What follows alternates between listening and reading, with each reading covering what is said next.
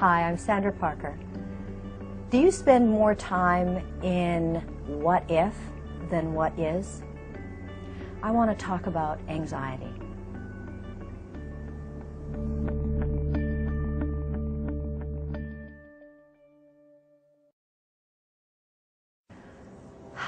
Anxiety. Right. Well, anxiety has been my area of expertise for a long, long time. Almost 2 decades. I've been working with people who have panic attacks and generalized anxiety disorder, otherwise known as worrywarts, people who are compulsive, people who have issues about control, perfectionism, procrastination, all of those being manifestations of anxiety. And yet I'm talking about signal anxiety like it's a good thing, like it's something I want you to feel, I want you to be with. And it's because there's actually two different things I'm talking about. Signal anxiety, which is this telephone call from your body saying, hello, I'm feeling a little bit vulnerable. Come on home and be with me so we can find out what's going on. And this other thing, which is when I get that call and I don't want to feel what's going on, I register that there's some vulnerability, I register the signal of anxiety, and then I jump out into worrying about that, or trying to control things, or trying to make things be a certain way. I make up stories, what if, what if, what if, what if, what if, what if, and all the while I'm not with what is. All right? So pathological anxiety, which is basically the domain of anxiety that basically everybody thinks about when they think about anxiety, is completely different from the kind of anxiety we're talking about with signal anxiety. All right? It's everything we do not to feel signal anxiety.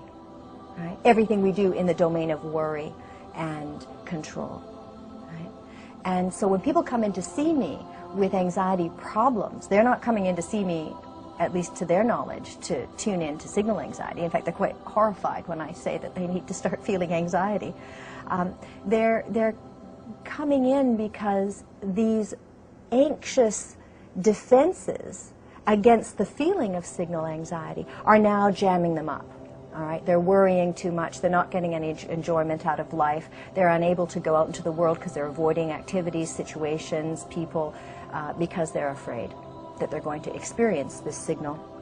And they've made up stories now, sometimes really upsetting stories about catching diseases or other bad things that could happen, elevators falling, or other stories essentially that make sense. And gosh, we got to give ourselves credit. We're meaning-making creatures. We're trying to make sense of our experience. We're trying to understand, why do I feel this way? I don't feel very good. Oh, it must be this danger, right? Oh, I'm going to look for an answer to this feeling in me. We don't realize it's just the feeling of being human, right? Of not being the boss of everything and wanting things to be a certain way.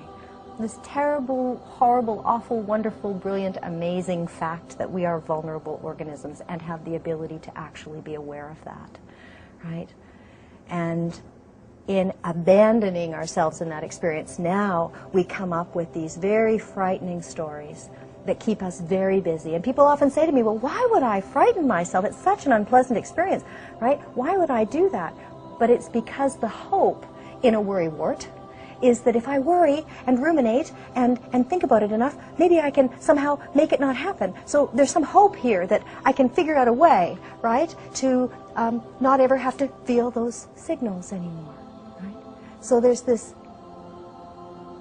mistaken belief that if I worry about something or I try and control it, right, that maybe there's a chance that the bad thing won't happen. But we're not really realizing that the bad thing isn't really, those what-ifs are usually far removed from the reality of my life, right?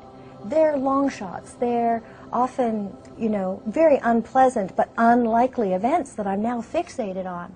They're not really bearing very directly on my daily lived life. Right? In fact, my daily lived life, the quality of it is depressed and flattened and made dull because of all that worry. Right? And all of that is because of this unwillingness, and we don't even really realize it. I mean, I'm not wanting to judge anyone in this. It's actually very, very subtle, but it's the unwillingness to just be with the little phone call that came up in the body just before we went off into our worry path, just before we took off down that storyland of what-ifing, right?